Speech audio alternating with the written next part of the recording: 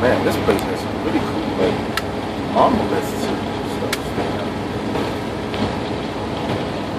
Oh my goodness, like monolith type structures in the rock formation.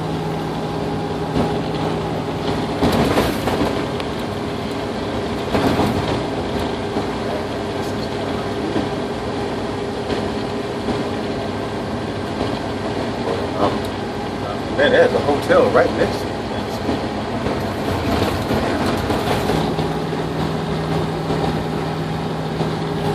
Well,